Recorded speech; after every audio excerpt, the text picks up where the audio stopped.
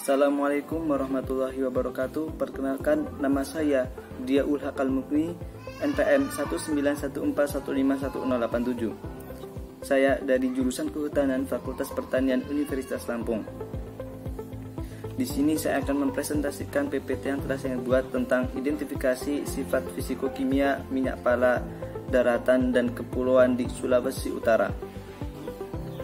Luas areal dan produksi pala di Kepulauan Sulawesi Utara terbanyak berada di Kepulauan Sitaro, Talaut, dan Sangihe.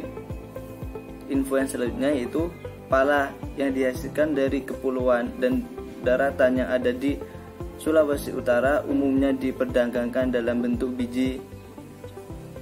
Yang selanjutnya, mutu minyak pala yang baik berpengaruh oleh jenis pala, agroklimat, lokasi penanaman, umur panen, dan teknik penyulingan dalam mendapatkan minyak pala atau atsiri.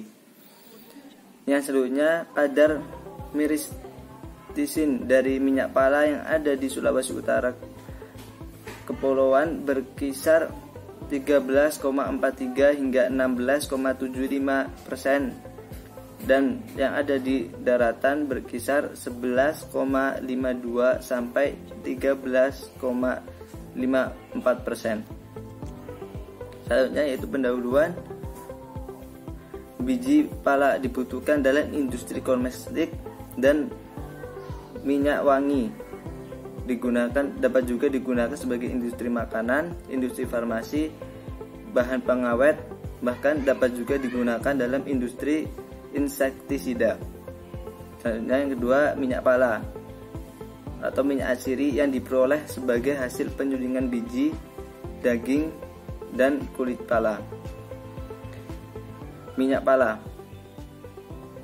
salah satu minyak atsiri yang banyak diekspor Indonesia. Ekspor minyak pala Indonesia pada tahun 2011 tercatat sebesar 400 ton dengan nilai 24 juta US dollar. Pemanfaatan minyak pala sebagai bahan campuran pada minuman ringan dan anti mikroba atau biosektisida. Adapun Big Info, berdasarkan potensi yang cukup banyak di di Sulawesi Utara dan letaknya ada di kepulauan dan daratan yang pastinya agroklimat mempengaruhi komposisi dari minyak pala. Minyak dari daging pala di daerah Maluku Tenggara mengandung senyawa. Salah satu indikator mutu minyak pala yaitu kandungan miristis di atas 13%. Untuk mengandung minyak pala yang baik dipengaruhi antara lain jenis pala, umur panen, agroklimat, lokasi penanaman, serta teknik penyulingan. Yang selanjutnya itu minyak atsiri banyak diperlakukan dalam kehidupan sehari-hari. Dengan kemajuan teknologi di bidang minyak atsiri, maka pendaya gunaan dalam kehidupan manusia semakin meningkat. Yang ketiga, minyak atsiri banyak digunakan sebagai obat-obatan.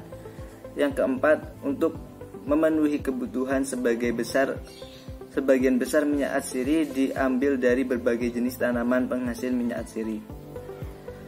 Selanjutnya adalah alat dan bahan yang digunakan, yaitu bahan yang digunakan dalam penelitian ini adalah biji pala kering yang diambil dari kepulauan dan daratan yang ada di Sulawesi Utara. Peralatan yang digunakan adalah alat suling pala, timbangan, gelas ukur, termometer, dan GCMS. Nah, selanjutnya itu metode penelitian. Untuk waktu dan tempat dilaksanakan pada bulan Februari 2014 sampai bulan November 2014. Untuk tepatnya berada di laboratorium Baristan Industri Manado yang ada di luar Sulawesi Utara. Untuk metode pembuatannya itu pertama metode deskriptif. Selanjutnya itu penyulingan pala untuk mendapatkan minyak pala Yang terakhir adalah hasil minyak pala diidentifikasi sifat fisikokimianya. Adapun cara kerjanya itu biji pala kering ditimbang dan dirajang. Yang kedua, masukkan dalam alat destilasi air uap. Yang ketiga, minyak yang dihasilkan ditampung dalam botol-botol penampung. Minyak hasil destilasi diuji sifat fisikokimianya. Pengamatan yang dilakukan yaitu rendaman dengan parameter yang diamati sesuai dengan SNI minyak pala. Nah, di sini ada hasil pembahasan. Di tabel 1 terdapat komponen dalam minyak pala tersebut.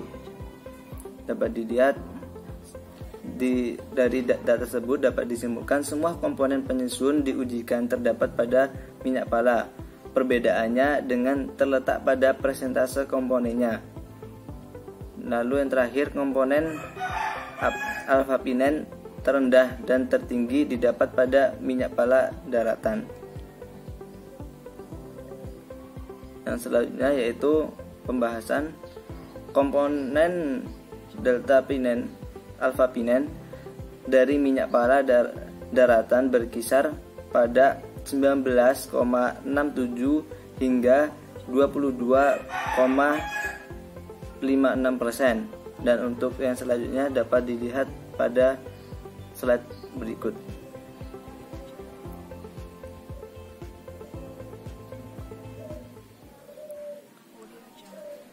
Yang selanjutnya itu sifat fisik minyak atsiri. Yang pertama dari warnanya yaitu minyak pala dihasilkan semuanya berwarna kuning pucat yang berarti memenuhi syarat SNI atau Standar Nasional Indonesia. Kedua, bau dari minyak pala baik yang berasal dari kepulauan dan dari daratan memenuhi syarat mutu minyak pala. Yang ketiga yaitu kandungan minyak atsiri yang banyak mengandung komponen-komponen polar akan lebih mudah larut dalam pelarut polar. Yang ketiga, berat jenis hanya pala yang berasal dari Sangihe dan Xiao yang memenuhi syarat berat jenis yaitu 0,880 dan 0,883. Untuk indeks bias yaitu penelitian didapatkan bahwa kisaran indeks bias dari pala kepulauan dan daratan sulut berkisar pada 1,469 hingga 1,480. Ada pembahasannya dari tabel di atas adalah sebagai berikut.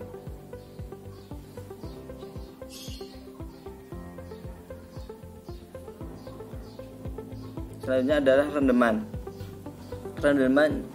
Pada tabel 3 ada data tentang rendaman pala. Rendaman minyak pala kepulauan dataran tidak jauh berbeda. Rendaman minyak pala kepulauan berkisar dari 4,89 hingga 5,11% dan daratan 4,08 hingga 5,01%. Tinggi rendahnya rendaman minyak pala diduga karena teknik penyulingan yang perlu disempurnakan. Rendaman minyak pala tertinggi pada daerah kepulauan yaitu daerah Xiao yakni 5,11% dan paling rendah pada daerah Minahasa Tenggara yaitu 4,08%. Tinggi rendahnya rendaman minyak pala diduga karena letak geografis. Tinggi rendahnya rendaman minyak pala diduga karena genetik pala tersebut.